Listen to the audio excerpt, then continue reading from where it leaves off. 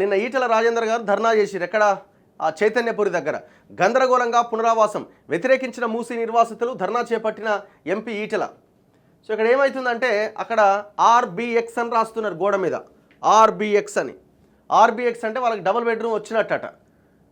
నిన్న ఈ మారుతి నగరు చైతన్యపురి ఏరియాలో ఆ మూసీ పరివాహక ప్రాంతంలో ఈటెల రాజేందర్ పర్యటిస్తే ఆయన బోనేలాడికి ఇక ఆన్నే కూర్చొని ధర్నా చేసిండు. న్యూ మారుతి నగర్ నార్త్ కాలనీలో రసాయనం పోసుకొని ఆత్మహత్యకు యత్నించిన యువకుడిపైన నీరు పోస్తున్న పోలీస్ అధికారి. న్యూ మారుతి నగర్ వద్ద ధర్నా చేస్తున్న ఎంపీ ఈటెలకు తమ గోడు వెళ్ళబోసుకుంటున్న ఒక వృద్ధుడు. లంగర్ హౌస్ సమీపంలోని ఆశం నగర్లో బాధితుల నిరసన. ఇప్పుడు ఇక్కడ పాయింట్ ఏమవుతుందంటే 2-3 అంశాలు ఉన్నాయి. గవర్నమెంట్ ఏమంటుంది? గవర్నమెంటు కేవలం 15,000 ఇండ్లే అని లెక్క చెప్తున్నారు. అంటే వాళ్ళు ఆ లెక్కను కూడా చాలా చాలా పెద్దగా చెప్తున్నారు. 15,000 ఇండ్లు అన్నది నేను అనుకోవడం తప్పు. నేను అనుకోవడం మినిమం 50 to 60,000 హౌసెస్ ఉండొచ్చు. మీరు చూడండి అక్కడ మీరు ఎన్ని ఇండ్లు ఉన్నాయో కూడా అర్థం కాదు. మీరు ఆ మూసీ పరివాహక ప్రాంతంలో పక్కపక్కనే 30 గజాల్లో, 40 గజాల్లో, 50 గజాల్లో ఇండ్లు నిర్మాణమై ఉంటాయి.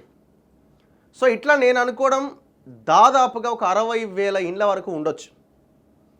మేము నిన్న మా టీం వెళ్ళినప్పుడు కూడా వాళ్ళు చెప్తున్నారు ఒక కిలోమీటర్ రేడియస్లోనే దగ్గర ఒక 1000కి పైన ఇండ్లు ఉన్నాయని. మరి అక్కడ గండిపేట నుంచి మొదలు పెడితే ఇక్కడ ఎండ్ అయ్యేంత వరకు, హైదరాబాద్ దాటేంత వరకు ఎన్ని ఇండ్లు ఉంటాయి? మరి మీ అంచనా 15,000 అన్నది నేను అనుకోవట్లేదు. ఇప్పుడు వీళ్ళు ఏం చేస్తున్నారు? ఇంకొకటి, కొంతమందికి ఆల్రెడీ వనస్థలపురంలో ఖాళీ చేయించి డబుల్ బెడ్రూమ్లు ఇస్తున్నారు. సంతోషం, ఒక ఇవ్వాలి.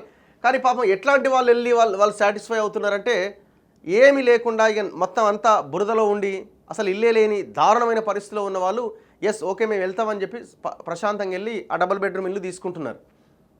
కొంతమంది వెళ్ళినట్టున్నారు, ఓకే బాగుంది. కానీ అంతమందికి మీరు పునరావాసం కల్పించడానికి అవకాశాలు ఏమున్నాయి? అవకాశాలు ఏమైనా కనిపిస్తున్నాయి? మీరు అంటున్నారు డబుల్ బెడ్రూమ్ ఇల్లు మేము ఇస్తామంటున్నారు. మీరు ఏ ప్రాంతంలో అయితే డబుల్ బెడ్రూమ్లు ఉన్నాయి అవి ఇద్దామని మీరు అనుకుంటున్నారో ఆల్రెడీ ఆ డబుల్ బెడ్రూమ్లు మాకు రావాలి అని ఆ చుట్టుపక్కల ఉన్న ఇల్లు లేని నిరుపేదలంతా అక్కడనే గుడిసెలేసుకొని ఉంటున్నారు. మీకు ఆ విషయం కూడా తెలుసు. సో ఇప్పుడు మూసీ నిర్వాసితులను తెచ్చి ఇందులో పెడితే మళ్ళీ వీళ్ళకి మధ్య గొడవ పెట్టినట్టే కదా. ఇది ఇంకా అన్యాయం అయిపోతుంది. అసలు ఏడ డబుల్ బెడ్రూమ్లు ఇండ్లు ఉన్నాయి? ఎట్లా ఇస్తారు మీరు? ఎట్లా అవకాశం ఏముంది? అసలు వాళ్ళు దగ్గర ప్రతి ఒక్కరికి 50 నుంచి 60 గజాల స్థలాలు ఉంటాయి. 50 to 50 గజాలు, 60 గజాలు అట్లా. మరి వాళ్ళు ఇండిపెండెంట్ హౌస్ ఫీల్డ్లో ఉన్న వాళ్ళు ఈ పనికిమాలే డబుల్ బెడ్రూమ్లకు వస్తారా? ఎందుకు పనికిమాలే అంటున్నా? అట్లా కట్టిరు మరి వాటిని. సరే అవి ఎట్లున్నాయి ఏందనేది పక్కన పెడదాం. ఆల్రెడీ డబుల్ బెడ్రూమ్ల కోసం అప్లై చేసుకున్న వాళ్ళు కొన్ని వేల మంది ఉన్నారు. 1:10 రేషియో ఉంది ఇక్కడ. 10 మంది ఒక ఇంటి కోసం పోటీ పడుతున్నారు. ఎన్నిసార్లు చూడలే మనం కేసీఆర్ ఎలక్షన్స్ రాగానే ప్రతి 6 నెలలకు ఒకసారి అప్లికేషన్ అనగానే వేల మంది పెడుతున్నారు అప్లికేషన్. 1:10 రేషియో ఉంది. ఒక ఇంటికి 10 మంది పోటీ పడుతున్నారు. మళ్ళీ వీళ్ళని తీసుకుపోయి ఈ నిర్వాసితులను తీసుకుపోయి ఆ డబుల్ బెడ్రూమ్ ఇళ్ళలో పెడతా అంటే ఆ కొట్లాడుతున్న 10 మందికి వీళ్ళకి గొడవ పెట్టినట్టే కదా. ఎట్లా సాధ్యమైంది ఇది? సో అందుకే మేమేమంటున్నామంటే మీరు ఈ మొత్తం మూసీ పరివాహక ప్రాంతాన్ని ఒక్కసారి ఎత్తేయడం అంత ఈజీ కాదు. ఒక్కసారి వాళ్ళని తీసుకెళ్ళి రిహాబిలిటేషన్ చేయడం అన్నది అంత ఈజీ కాదు. మీరేమంటున్నారు? 150,000 కోట్లు ఖర్చు పెట్టి టకా చేసేసి మొత్తం మూసి ఉన్న మొత్తాన్ని బ్యూటిఫికేషన్ చేసి మనిషో 2 ఎకరాల కాంట్రాక్టర్లకు వీళ్ళకి కట్టబెట్టొచ్చు మీ ప్లాన్లో ఉన్నారు. మీరు చిత్తశుద్ధితో ఉంటే మీరు దాన్ని బ్యూటిఫికేషన్ చేయాలంటే సరే ఇన్నేళ్ళు భరించుకుంటూనే వచ్చినాం కదా, దాన్ని క్లీన్ చేయాల్సిందే, అందంగా తయారు చేయాల్సిందే, ఎవ్వరు కాదనట్లేదు. అక్రమ నిర్మాణాలను తొలగించాల్సిందే. మీరు ఎకరం 2 ఎకరాలు తీసుకోండి, అంటే 2 కిలోమీటర్ల రేడియస్ తీసుకోండి. ఫస్ట్ ఈ ఇయర్ ఒక 2 కిలోమీటర్లు క్లియర్ చేయండి ఆ నది పరివాహక ప్రాంతాన్ని. ఫస్ట్ వాళ్ళని క్లియర్ చేసి వాళ్ళకి మంచిగా పునరావాసం కల్పించండి, వాళ్ళు సాటిస్ఫై అయ్యేలాగా. దాని తర్వాత ఇంకొక 6 నెలలకు ఇంకొక 2 కిలోమీటర్లు వెళ్ళండి.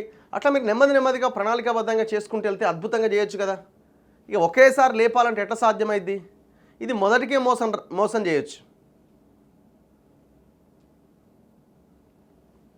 సో ఈ 15,000 ఇండ్లు అన్నది రాంగ్. అది మీరు అందరినీ సాటిస్ఫై చేయలేరు ఒకేసారి చేస్తే. అందుకే ఎవ్రీ 2 కిలోమీటర్స్ ఫస్ట్ ఒక 2 కిలోమీటర్స్ రేడియస్ తీసుకోండి. ఫస్ట్ వీళ్ళకి ఎట్లా పునరావాసం కల్పించాలి, దీని తర్వాత నెక్స్ట్ ఇంకొక పార్ట్ తీసుకోండి. అట్లా చేసుకుంటూ వెళ్తే చివరి వరకు మూసీని అద్భుతంగా తయారు చేయొచ్చు.